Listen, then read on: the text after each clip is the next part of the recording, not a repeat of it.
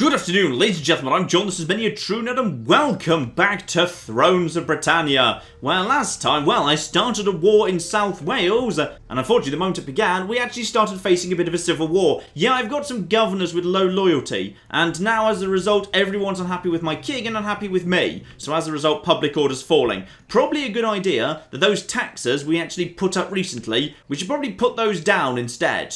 And another problem is, because there's a civil war going on, because, yeah, this army's just generated up here, until the civil war's been taken care of, my faction leader has -3 influence. Now, any governor that's got more influence than my faction leader himself actually has a loyalty penalty. So as a result, there's a real risk of this civil war spreading and me actually losing territory. Because this guy was just some random guy who wasn't actually running a territory. But if a guy who's an active governor of a territory rebels, the entire province will become a rebel territory that's at war with me. Number 1. Tax cut for everybody, so everyone's a bit happier. So that's really going to hit my income, but at least I'll be making a profit. That's probably good for the time being. So obviously I could just go and smash him, but as I mentioned last time, all my armies were in the south because I was feeling pretty secure against foreign incursion in the north of my empire. Fastest way to deal with him is to take my main army and actually march it up the coast of Wales. Let's see if he's interested in maybe just having a very temporary peace. Yeah. Plus, conveniently, he's bound by convention and diplomatic. So there's various reasons why this character in particular is willing to do a peace deal with me, even though he hasn't lost much in the war yet. See, this guy in his current state can't actually make it into my capital. The actual garrison is too big for him to do that, and we've got some walls here. So, perfect world, I just go through here, take this territory, sue for peace against him. He'll probably do it because he's lost so much. And at that point, we probably just hop in our boat, sail back here, and deal with these guys, who hopefully are going to be able to hold on. And if he does take these territories in the meantime, we can take them back. Now, we need to make sure the civil war doesn't spread as well. Of particular concern is the fact that the general of my second army, which is also a full stack army, currently has loyalty 0. Conveniently, a bunch of estates have just opened up. The estates here, yeah, basically this is any territory that has farmland on it. As a result of the fact that some people have just gone rogue and walked straight out again, some of the estates have actually reverted to me. I can actually hand out these estates as gifts to secure the loyalty. So good news, guys, you can have yourselves some estates. Let's just hand that out to you. That gets your loyalty to 3. Okay, loyalty is low, but with the estates now redistributed across everyone, things are okay for the time being. With the exception of Idwal, who has loyalty 0 right now. You know who he is? He's my eldest son. He doesn't even have a job. He just sits around drinking mead. What a dick. So as we're out of estates to bribe my own son to not rebel against me, we could theoretically try and find him a wife. If we could find him a good wife that makes him nice and loyal, that'd be good.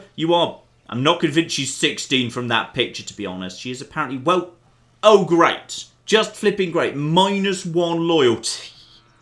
No. Turn her down. Well, that was a waste of money. We could spend 1,500 gold to secure his loyalty. Let's do that. So, we can either, bloody hell, we can either torture him or bribe him with words. That further lowers my own influence, which will actually hit everyone else too. I'm sorry, but you shouldn't be thinking about rebelling against me. I'm going to regret this. Right, so we're going to torture my own son. So, let's see how this all wears off, because my tortured son might well be about to revolt regardless. But hopefully, I've just done enough throwing estates and money and whatever at people to buy myself some time while I put down this bloody stupid civil war. So, wherever your weak position, the nobles in your kingdom have delivered an ultimatum. In exchange for more, they'll support you for a while longer. If you refuse, your position will worsen. Okay, so the demands are large, but you need the support. Pay them this time. Or if I refuse, lower influence. Give in, pay them the money. Okay, settlement is also... Sorry, are you attacking the flipping capital? You bloody lunatic, you can't win that fight. Good. Also, oh, my son. Right, well, apparently he didn't appreciate the torture. Right, continue with the plan. The plan is a good plan. Start heading north, sweeping through here, taking a few territories off this guy. Ooh. You see, I was planning to actually take this over because this is a gold mine. But it might indeed be a lot smarter to say screw it and actually just sack it, because that's actually that's gonna keep me going.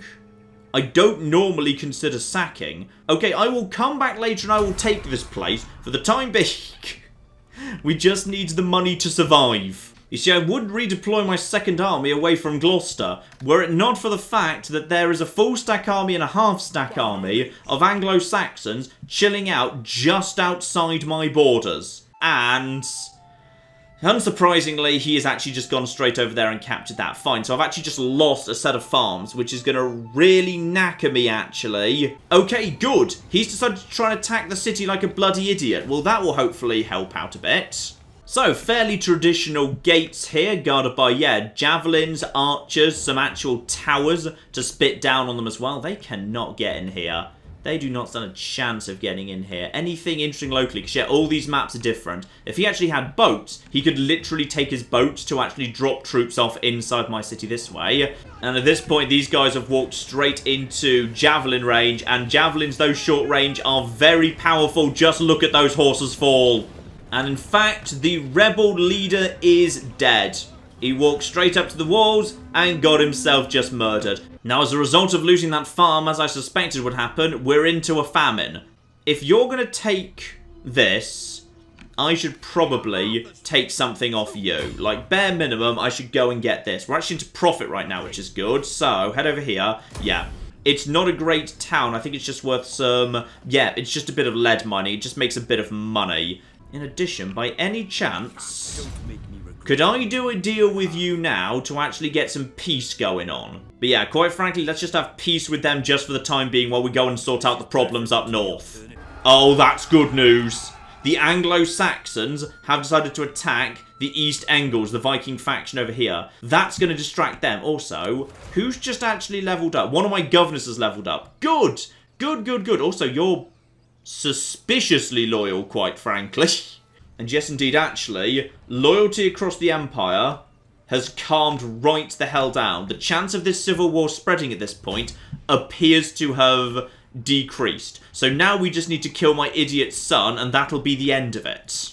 In fact, at this point, everyone's happy enough. I think I can restore the tax level to normal. The only territory that's not okay with it is this new little crappy one, because I only own this territory. The province it's part of, I don't own the capital, so this place can just be excluded from taxes.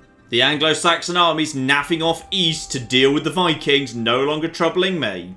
And this turn conveniently, a couple of my governors have leveled up, so lesson learnt, let's toss a few of them a priest each, just to get their loyalty nice and high, to make sure this doesn't happen again.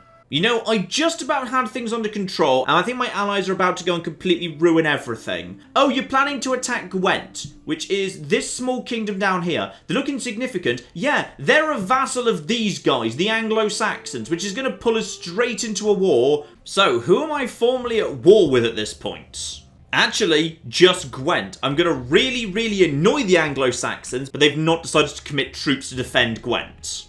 Which works for me, because that means the troops that were guarding Gloucester are probably safe to head over here and put this place straight under siege. Because the Angles aren't going to be showing up. They're too busy naffing off to deal with Vikings. And yes, indeed, I'm sorry, son, about the torture and disinheriting you in favour of my lead general because he was just better. But this, unfortunately, has to be the end of you. He's even been weakened by winter. He didn't have the supplies because this isn't his territory.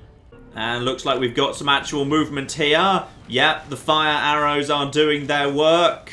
You guys form into a shield castle, because the shield castle ability gives you, yeah, a good attack versus cavalry and also entity mass. So the cavalry that's probably going to try and hit you. Oh, they're already breaking.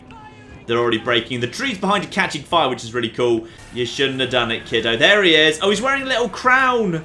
There he is. He's wearing his little crown. Tragically, down he goes. Yeah, General Cavalry is really flimsy these days. It ain't what it used to be.